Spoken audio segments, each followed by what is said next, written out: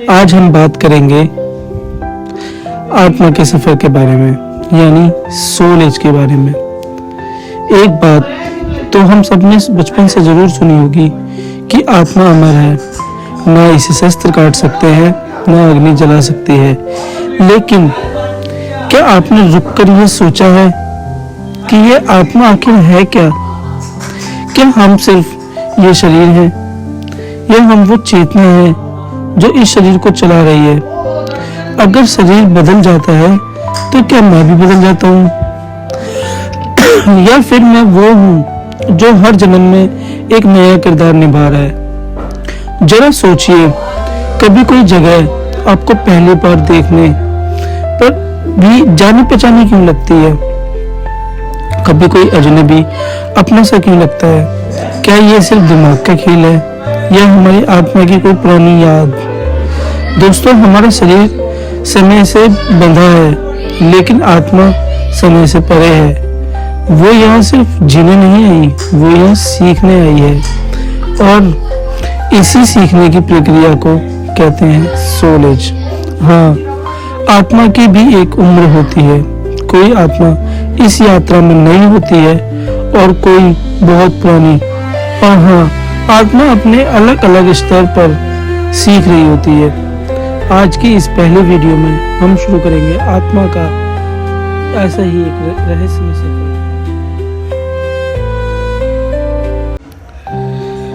तो दोस्तों, सवाल ये नहीं है कि हम पैदा क्यों हुए, सवाल ये है हमारी आत्मा ने इस बार ये शरीर क्यों चुना।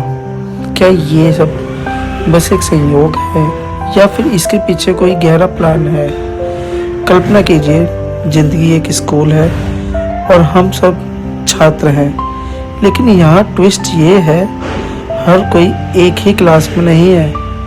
कोई पहली बार आया है तो कोई ग्रेजुएशन के करीब है। इसी को कहते हैं सोल एज, आत्मा की उम्र, जो शरीर की उम्र से बिल्कुल अलग है। हो सकता है आपकी उम्र 25 साल हो, लेकिन आपकी आत्मा 500 जन्म पुरानी हो, या फिर आपकी उम्र 60 साल हो, लेकिन आत्मा अभी भी इस यात्रा में नहीं हो। अब सवाल ये है, आत्मा की क्लास कौन सी है?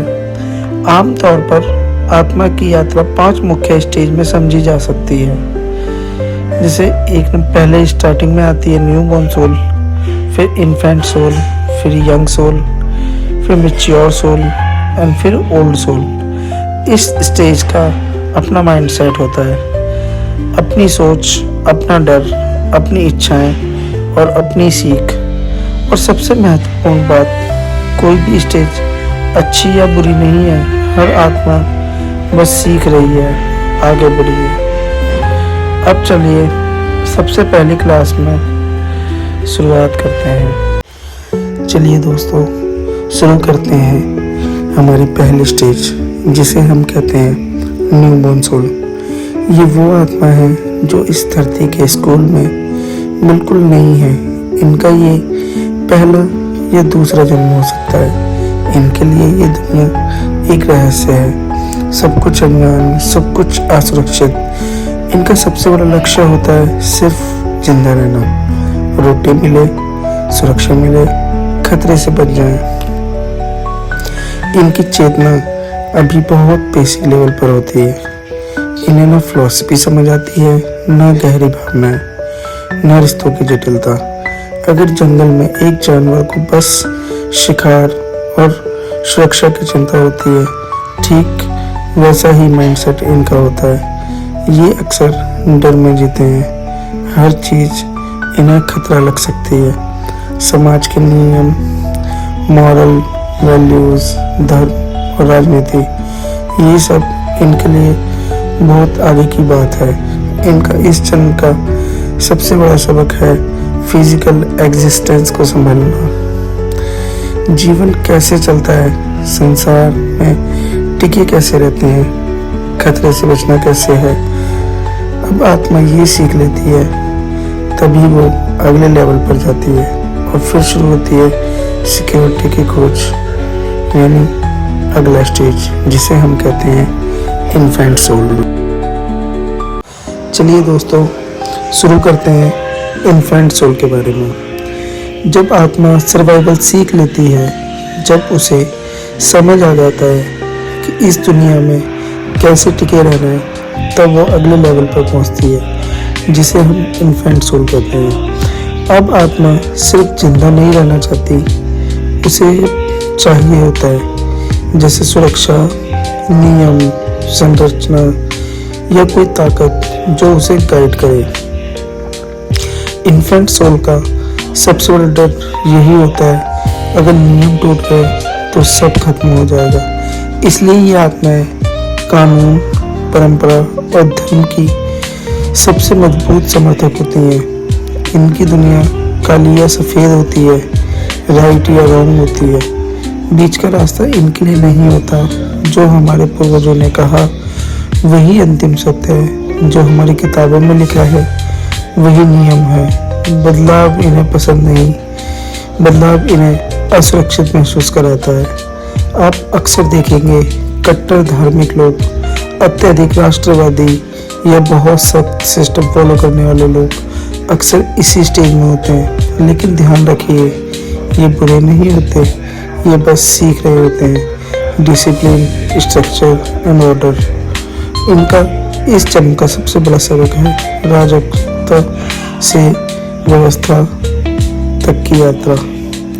जब आत्मा ये समझ लेती है कि नियम क्यों जरूरी है, जब उसे सुरक्षा मिल जाती है, तब उसके अंदर एक नई आग जलती है। अब वो सिर्फ सुरक्षित नहीं रहना चाहती, अब वो जीतना चाहती है। और यहीं से शुरू होता है सफ़र यंग सोल का।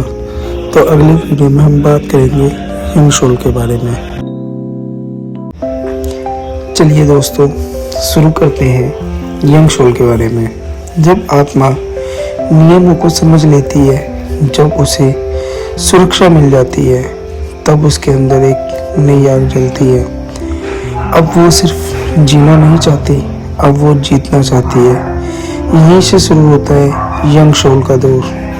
ये वो स्टेज है जिसे आज की दुनिया सक्सेस कहती है। यंग सोल का मंत्र है क्या है? मैं कुछ बड़ा करूँगा, मैं दुनिया को दिखा दूंगा, मैं जीत रहा हूँ। इन आत्माओं के अंदर जबरदस्त एम्बिशन होता है, एनर्जी होती है, ड्राइव होती है। ये हार्ड वर्किंग होते हैं, कॉम्पिटिटिव होते हैं और इन्हें चैलेंज पसंद होते हैं। बड़ी गाड़ी, महंगे कपड़े, पावर, फेम, स्टेटस, इनके लिए ये सब सिर्फ चीज़ें नहीं हैं, पहचान होती हैं।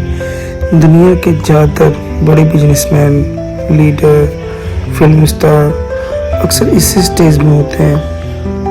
यंग सोल को कंपैरिजन से फ़र्क पड़ता है। उसे फ़र्क पड़ता है कि लोग उसके बारे में क्या सोचते हैं। वो ऊपर उठना चाहता है, सबसे आगे रहना चाहता है, नंबर 1 बनना चाहता है। लेकिन हर स्टेज का एक शैडो साइड भी होता है। यंग सोल की सबसे बड़ी कमजोरी होती है फेलियर का डर, हार जाने का डर, पीछे छूट जाने का डर। इनकी सेल्फ वर्थ अक्सर इनकी अचीवमेंट से जुड़ी होती है। अगर जीत गए तो खुश, अगर हार गए तो टूट गए। स्ट्रेस, एंग्जाइटी, वरेंट, ये सब इसी स्टेज में कॉमन एक्सपीरियंस है। क्योंकि ये आत्मा अभी सीख रही है पर्सनल पावर को हैंडल करना। उसे समझना है कि पैसा क्या है, इन्फ्लुएंस क्या है, अथॉरिटी क्या है। लेकिन एक समय आता है जब सब कुछ मिल जाने के बाद भी अंदर खालीपन महसूस होता है। जब बड़ी गाड़ी होने के बाद भी रात को नींद नहीं आती। जब फेम मिलने के बाद भी मन पूछता है बस इतना ही। और यही सवाल यंग सोल को अगले स्तर पर ले जाता है, जहाँ बाहर की दौड़ खत्म होती है और अंदर की खोज शुरू होती है। वहीं से जन्म लेती है मैच्योर सोल। एंड अगली वीडियो में हम बात करेंगे मैच्योर सोल के